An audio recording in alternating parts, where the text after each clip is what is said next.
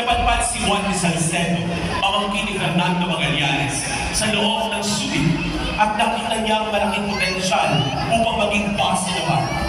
Ngunit noong 1840 lamang itiniglara ng hari ng Espanya si King Philip na maging base naman ang US base. Noong 1806, sumiklab ang revolusyon sa pagitan ng Espanya at mga Pilipino Katipunero na nagdalais makamit ang kasalanan. Mga kasama, sundaan, mineral, yung magitan ko ang iyong katagalugan. Kailangan pinsay tayo. Kailangan natin sabayan ang apoy na naglalagap lang sa katagalugan. Sa ganon, ganito, patak-patak, ang persa ng Espanyol. Narinig niyo si General. Kagaya ng ginawa nila ka Andres Bonifacio. Mga kasama, ilabas ang sedula!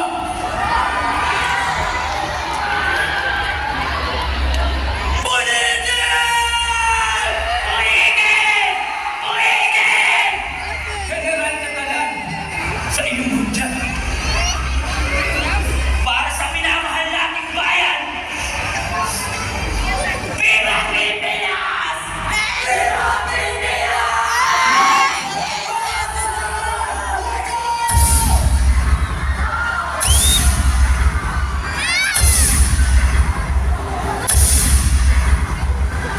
Ano isang ito, 818, malapit na matali ng revolusyonaryo ng Espanyol. Ang Fort Santiago na lamang na nalalabing puta ng mga Espanyol upang hindi mamahiya dahil pagkasundo ng Espanya sa Estados Unidos na magkaroon ng unuang motoring yamanan. At tuwing isa ng Mayo, 1818, natapos lamang ng ilang palinga ng butok ng mga kanyon. Inilatang ng armada ni Admiral George Navy ang barkong pagdigma ni Admiral Patricio Montojo.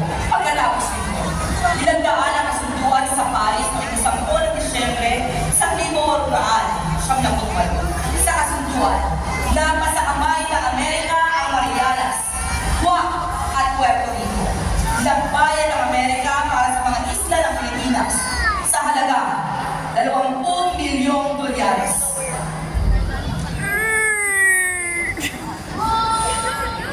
Dude, I can't control it. My hands are fake. I'm just seeing the skin.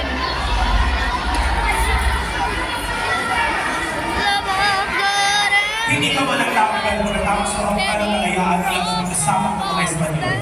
Muling sumiklab ang digmaan. Ito ay ang digmaan